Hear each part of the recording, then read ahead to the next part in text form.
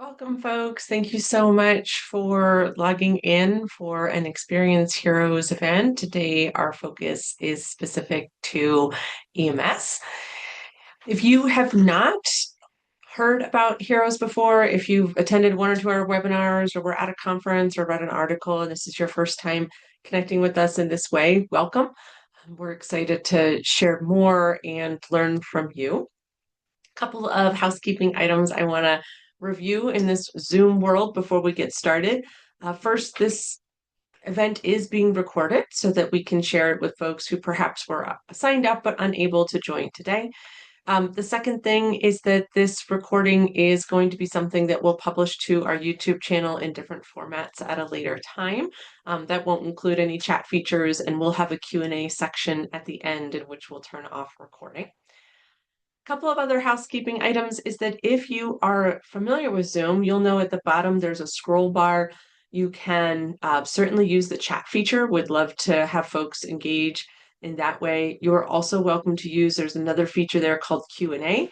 That's a great place. If you've got questions and you want to queue them up for our Q&A time, feel free to plop them there if you don't want to kind of hold on to them in your brain, so to speak. And if you have any questions about resources that I talk about, I'm happy to share those with you after the fact. So with that, we'll go ahead and get started. Today's session, Experience Heroes, is really kind of a dual purpose here. For people who signed up today, you've probably either been on our newsletter, maybe attended a different type of webinar where we're diving deep into a wellness option or a specific misconduct issue, or maybe you've read one of our articles. The goal for today is to a little bit more understand about how we approach training by giving you sort of a couple of slices directly from our training, as well as talking a little bit about what implementation looks like. That is the goal for today, but if you have specific questions, please pop those into the chat or into the Q&A feature, because our goal is that this is relevant to you all logging in today. My name is Abigail Tucker. I am one of the co-founders of Heroes. I'm a psychologist by training, and my specialty is police and public safety. So my passion for the last several years has been bringing what I know to be the social psychology and the science behind active bystandership and bringing that to the public safety and criminal justice sector, because I have truly seen with my own eyes about how it can help support culture from the outside in and inside out. Thank you again for joining. So if you've heard a little bit about us, you might wonder, one of the most common questions that I get from people is, so where are you guys? So we're in lots of different places. If you don't already know this about us, Heroes brings active bystandership training to EMS, which is our focus here today, but as well as fire department, adult corrections, youth corrections, dispatch, criminal justice, probation and parole.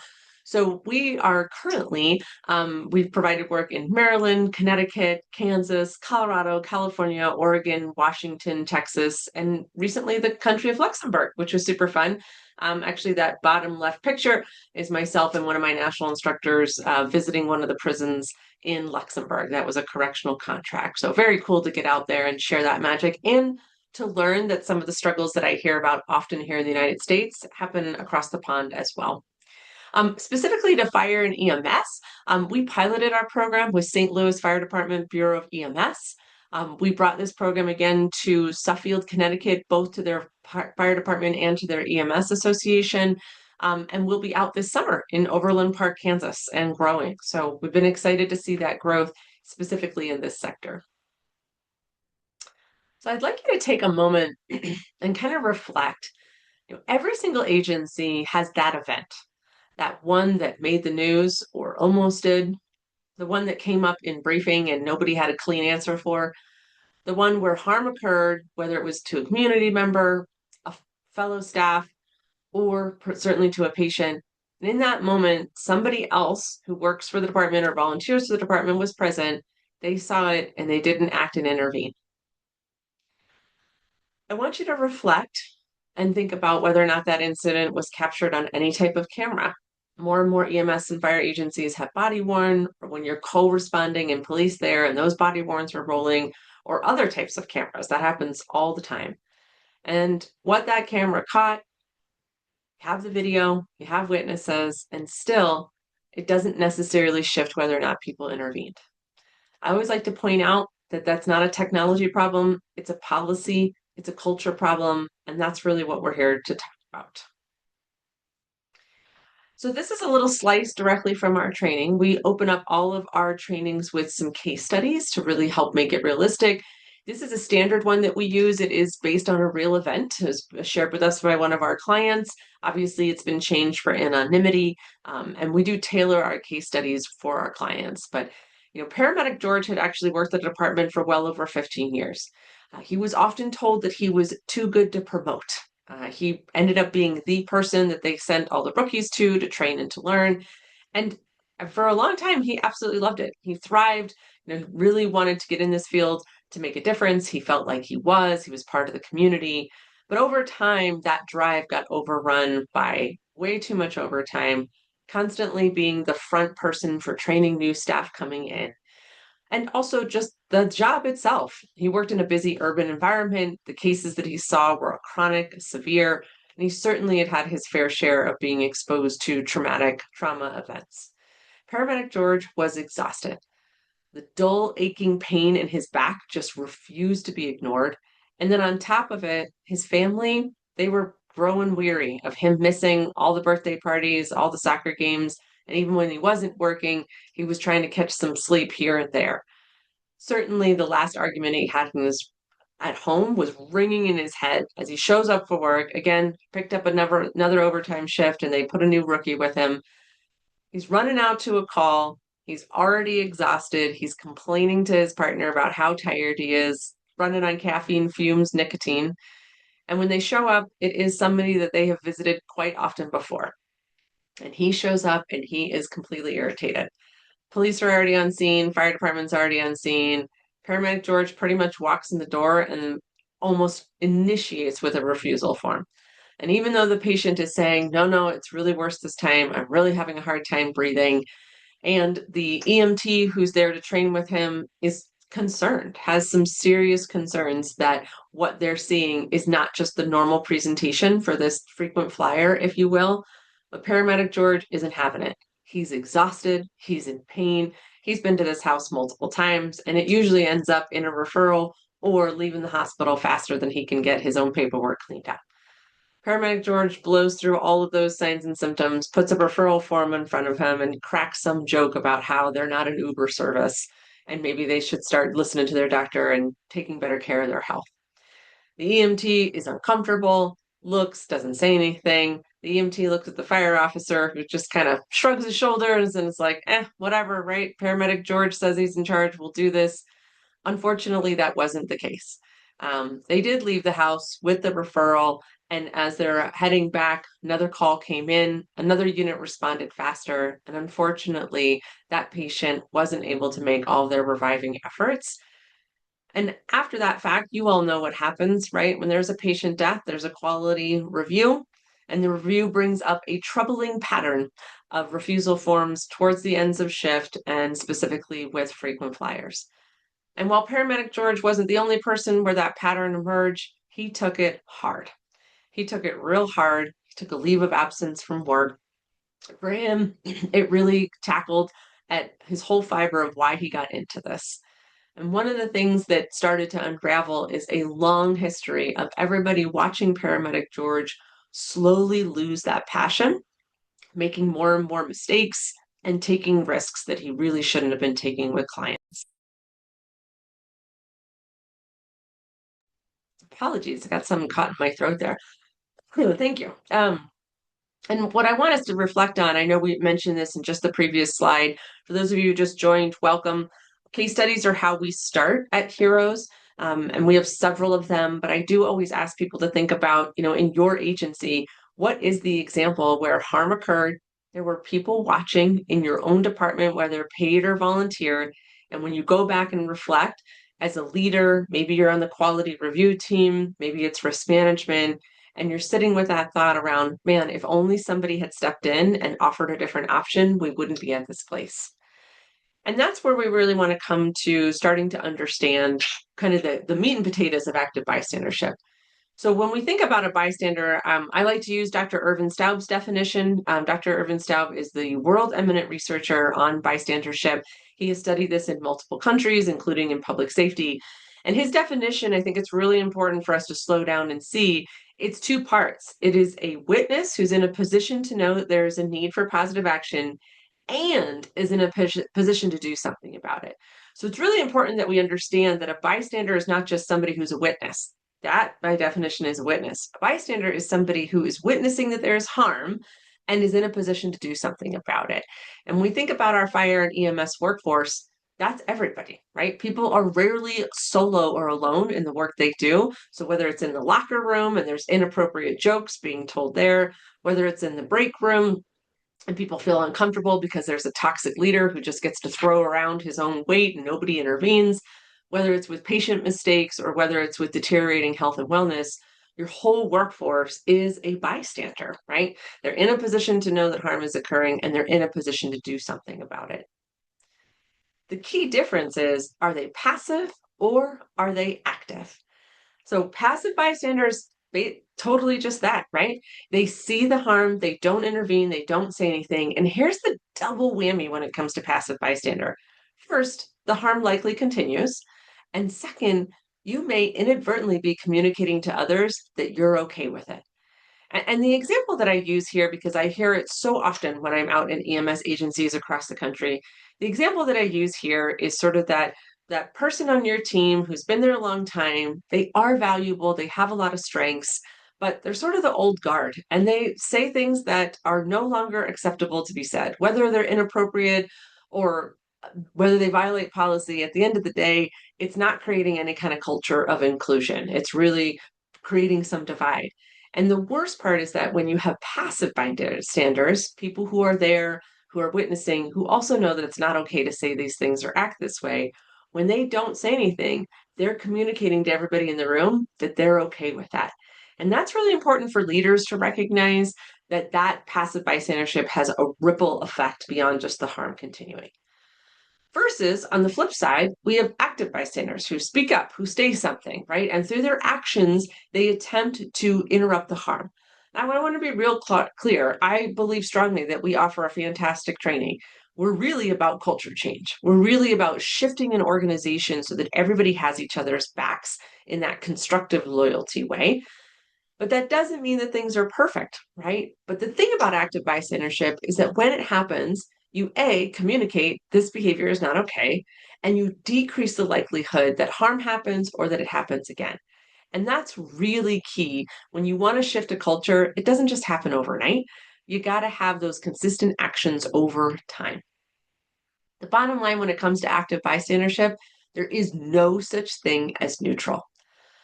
You are either a passive bystander and you're increasing the likelihood of harm, or you're an active bystander and you're decreasing the likelihood of harm. I'd love to hear from folks. Again, if you've just joined us, we have both the chat feature on and the Q&A feature. If you've got questions, please feel free to pop them in. My goal here today is to give you some slices of our training and then talk about a little bit of implementation. But if you have questions and you want to learn more, please pop those into the Q&A. If you are able to pop into the chat feature, I'd love to hear if you have a phrase that gets said in your department that falsely communicates that there is a place of neutral here. And I'm going to give you an example, but the point I want to make here is that we have a lot of phrases in our workplace that like to pretend that there's a place of neutral, but actually you're passive or active. And the phrase that I grew up with, I hear all the time is, that's above my pay grade. Right? That's a phrase I hear all the time. I certainly grew up with that. If you've got a phrase in your agency that you hear all the time, I'd love for you to use the chat feature and just share what it is for you. But I hear all kinds of them across the country. We're out doing trainings, conferences, and presentations. But essentially, the goal is that people have this phrase that says, oh, it's okay, right? That's above my pay grade, meaning it's not my responsibility, but yet that's actually a form of passive bystandership. David, I got your message in the chat. No problem at all. Yes, I will make this recording available to you and your other folks who were unable to attend. So apologies if they were unable to get in. I'm glad you were, and we'll make sure you get the recording. Thanks for reaching out. Appreciate it. So yeah, I think if you are thinking about those catchphrases, that's above my pay grade, all of those phrases falsely communicate there's neutral, but actually, unfortunately, that is really about whether or not we have, that's really a passive bystandership moment. And so, what I want us to be thinking about is that I want us to kind of reflect back to, when I started today, I asked you to think about in your agency, what was that event? Like, did it make the news? Maybe it didn't make the news, and everybody was like, "Phew." Was there, caught up in briefing and nobody had a good, really clean answer? Like, this is the incident that keeps people up at night. People were worried about harm did occur. There were bystanders around, but people didn't take action, which means it's at risk to happen again. And so the thing I want us to think about as leaders are, were your people trained? Were they trained to understand the difference between passive and active bystandership? Were they trained to understand we have a whole section. I'm going to give you one example today because again, today is about giving you a little slice from our training so you understand what it's about. But there are multiple social psychology science that tells us why it is actually much easier said than done to intervene. Were they trained in that? Do they understand all of those inhibitors that make it hard to intervene when you see harm in your peer group? And then were they given the skills? Because the whole back half of our training is all skills. Video vignettes, case study role plays, active practice. Were they given that training, that knowledge, and that skill development so they don't just have a moral and ethical expectation to intervene when they see harm? They have the knowledge and skills to do so. And does your culture support it? Do you have a culture where stepping in to do the right thing is supported? Or what I often experience, again, when I'm across the country and talking to EMS teams, they have absolutely a stated value and mission to help, right? And to help both each other. But there is a subculture within that basically says blind loyalty, right? You keep your mouth shut, and this is how we do things around here. And that culture is not serving, right? It is not serving people well. It's not growing EMS. And it's one of the driving factors of the retention problems that people have in EMS because you get these young folks in, they're eager, they're actually primed to readily learn active bystandership skills and jump into that culture. But if they get either a direct or indirect message that says, shut your mouth, rookie, and that's what they do. And then over time, they leave, right? That's not the kind of place that they want to bring their treasure, time, and talent. And then the other question is, can they make that shift from passive to active? So I want you just to kind of think about that. Remember that, again, at Heroes, our training is outstanding. We're going to talk about that here in a minute, but we're really after that culture shift. So I'm looking for leaders who are ready to say, actually, I know we have like a little bit of a problem, but what I also have is a workforce who's not trained. Fantastic. Let's jump in. Let's address the cultural issue. Let's give the training. Let's make a real meaningful change so that you as leaders can make sure that this department is what you want it to be. Okay, so here's another slice directly from our training. We do a ton of this. If you can use the chat feature, folks, that's great because it's certainly going to keep us a lot more interactive. But I want to bring to you one of the social science experiments that we unpack in our training about why it's easier said than done to unpack harm. And our training, by the way, is designed by a curriculum designer who understands how adults learn. It's not lecture style. It's very interactive. And so I'm going to roll through this. If you can interact on the chat, that's fantastic. I'm sure you can already appreciate how much more engaging this is when we're in person. So, okay, so here's our study. It's the 1960s at New York University, NYU. And our researchers, Darley and Latinay, they actually were inspired by a real world event. And like bonus points, if you know what that real world event is, I'll cue you again at the end when we debrief. There's a real world event, and they wanted to understand, does the number of people who are witnessing harm, does that influence whether or not people will intervene? So they ran a study. And what they did is they asked students, right, because they're at a university, they asked students to participate. And what they told the students was, hey, come on in, and we're here to study what it's like to be a student in a busy urban environment. So as these students are rolling in, their understanding is that they're there to help research what it's like to be a student in a busy urban environment. Okay, cool. So they come in and they come in one at a time. And if I am the researcher, I'm sort of walking them down this hallway that you see here on the picture, and I set them into their room. And each student is alone in the room. And I talk to them about this intercom system. Okay, we're here to investigate what it's like to be a student in a busy urban environment. And how the intercom works is that nobody can talk over each other, and you'll be timed. So after about 2 minutes, it's going to cut you off so that other students have a chance to talk. And oh, by the way, I, as the researcher, I'm not going to be listening in because I want you to really just speak freely. And at that point in time, I then run this study one of three ways.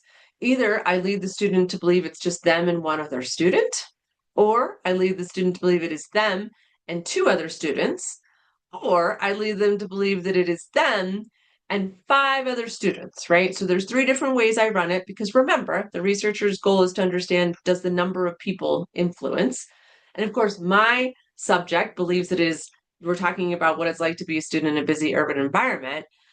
And here's the other kicker, is that except for our real true subject, right, the one who I just talked about and I laid it all out for, everybody else, all a recording. They're not real. They're not real students. They are recordings.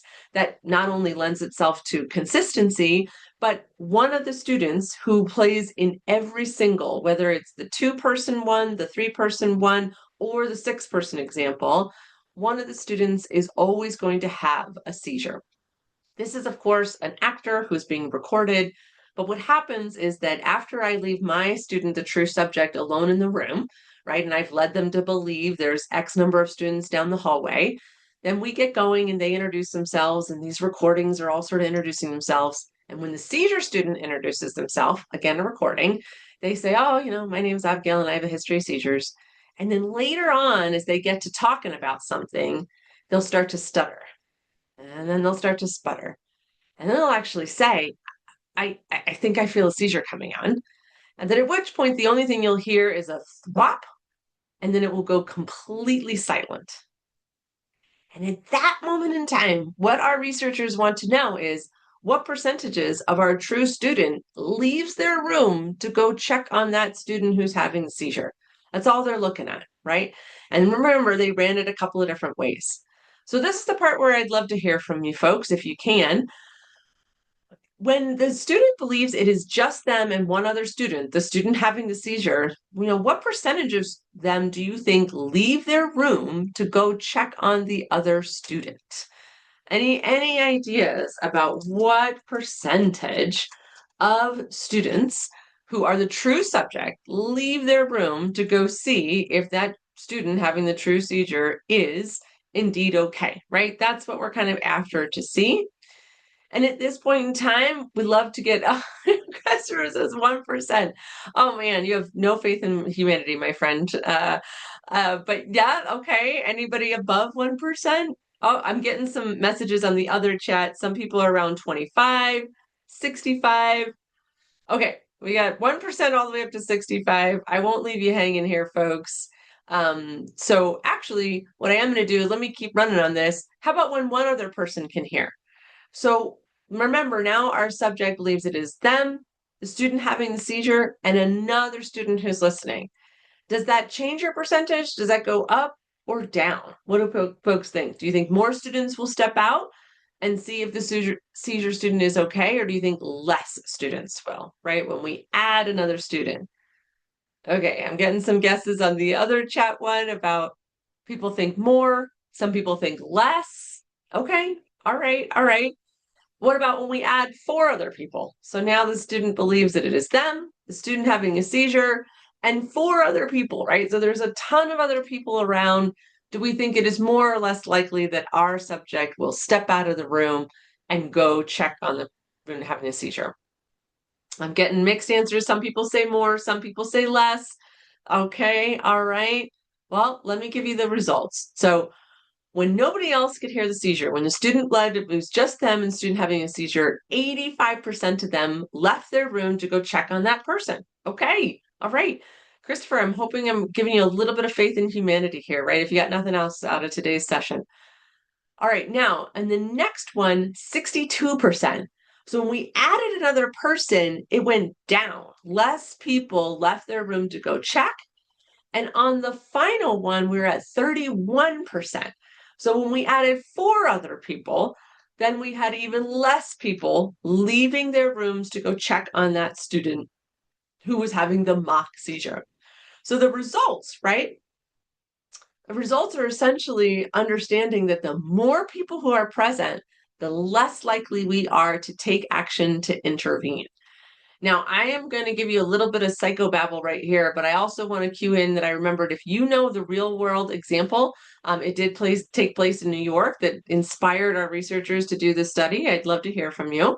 But the researchers really unpacked actually two different reasons for that reality. Remember, the results basically said that the more people who are present, the less likely we are to take intervention. But there was two reasons. Number one is diffusion responsibility. Man, ain't that just the classic, right? Somebody else is going to do it. We see that all the time.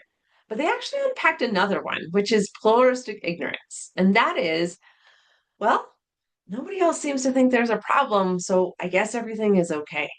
And I will share with you that personally, that one is harder for me, right? Once I've learned about this social science, I'm much less likely to have diffusion responsibility because I know now, oh, there's a lot of people around. Everybody's probably thinking someone else is going to do it. Let me step in.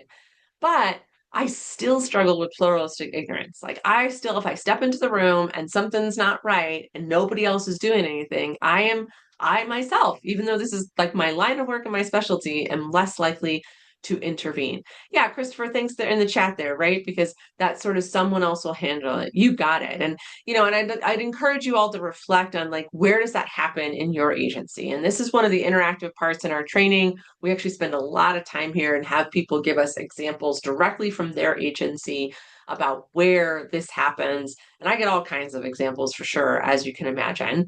And ultimately, this is leading us towards an understanding that active bystandership, when you have the awareness, when you have the skills, you actually increase the courage to intervene because it is hard. It is hard to tell that senior medic, like, hey, man, you don't seem like you're doing too great these days. Is everything okay? Right. And we want people to understand that active bystandership is not a training on how to snitch on your peers. I get that all the time when I go out in training. Like, is this the snitch training? No, no. This is how do we shift from blind loyalty to constructive loyalty? How do we have maybe some of those hard conversations where everybody's talking about it, or at least everybody can see it, and maybe some people are talking about it, but they're not talking to the right person who really needs to hear that feedback, and they're not creating that culture that encourages that. We've got 4 cornerstones at Heroes, and certainly we want to reduce mistakes. That is definitely a big goal of ours. Hands down, we would like to prevent conduct unbecoming. One of our case study examples is about a fire department leader who's just losing his cool on scene. It's a really high stress environment, and unfortunately, there is a camera around catching all of that, right? So that's conduct unbecoming. We want to promote health and wellness. To be very clear, Heroes is not a health and wellness program or service. Our goal is to elevate what you have, right? So if you've got EAP, you've got health and wellness services, maybe you even have a peer support team. Awesome. Our goal with active bystandership is that we increase the utilization of those services by engaging your entire workforce in the comfort and skills to say, I'm worried about you. Do you want to get some help? How can I connect you? And then it's about co-creating healthy culture. And this one came to us over time. We started with the first 3. And what we found over time is leaders saying, Abigail, I want this. Like, I need a cultural shift in my agency. I need to address the retention in the workforce. We've got some really good people here. I think my people will really adopt this culture. They get it. But I feel like as a leader, I'm just tirelessly working to try to improve the culture. And there's still this big disconnect between me and my workforce, right? Then you go talk to the workforce and they have a huge gap between what the leaders are trying to do and what the workforce is trying to do. And at active bystandership, everybody gets trained, right? Leaders and staff. This isn't just a training for staff and the leaders don't have to get it. It's not just a training for leaders and we leave the staff in the dark. Everybody gets trained. We're really trying to close that gap, close that culture issue with training, awareness, and skills. So I know I told you a little bit about, we get a lot of feedback that our training is fantastic, and it is, folks. Again, we are about a culture shift. We want to improve the health and wellness of the workforce because we know that that has better outcomes for patients and communities. But we also know that when we deliver a high quality training, it sticks better, right? And then you have a better on-ramp for that cultural shift. So what we hear in our survey data is that 94% of people rank our training as very relevant, 4 out of 4, right, to their daily job duties. So we would call that an essential skill, right? And that 97% ranked our national instructors as fantastic. I am one of the co-founders of Heroes, but we are a big family and we got national instructors all across the country. They are really good at their training and their jobs, and they have real work experience in public safety. And 100% of them said, I would recommend it to somebody else. That for me is huge, right? Because that's sort of that, oh, there's a network effect, right? Like that net promoter effect. When people say, yeah, I not only do I think it's good, but I would tell other people that they should have to have it. And right now, if you're listening to this either now or on recording, I know we've some people who are going to get the recording later, and you are a leader and you're interested. If you want to hear from one of our agencies who've already been through this, you want to hear directly from them, happy to put you in touch with them as well. Some of the lessons that we've learned, we've gathered a lot of subjective feedback. We're slowly gathering objective feedback. We do a pre and post implementation survey. So we actually, in addition to asking about our training, we ask about the culture and frequency of active bystandership as an agency prior to our training, and then either 6, 9, or 12 months after. And that for us is very meaningful. I'm proud that we have a fantastic training, but if any of you have ever experienced that you have a great training, but then nothing ever changes, that's not what we're after for Heroes, right? We want long-term impact. And so we are really pleased when we see those longer term surveys coming back and saying, like, it's increasing the frequency. That's awesome. And this is a quote from one of our attendees that even though it's only been a couple of days since the class, that the concepts are sticking with them. We've got tons of testimonials and happy to share. I think one of the things, I worked with our folks on this one, and these pictures, they were actually very specifically pulled out because I hope that you can see all those smiles.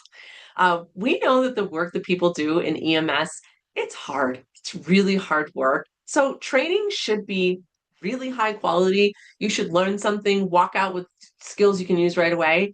And you know what? We believe at Heroes, it should also be fun. It should be engaging. We want to see laughter, smiles. We know that when people are in a positive state, they are actually better primed to learn. So that's really important to us, that we honor the work by giving people a training that is engaging. And I think that's what reflected. Hopefully you see all those smiles there.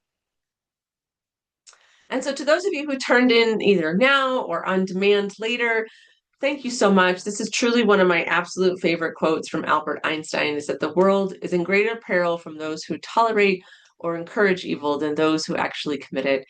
I want to thank you so much for tuning in today and learning a little bit more about active bystandership, hopefully a lot more about Heroes and what we're about.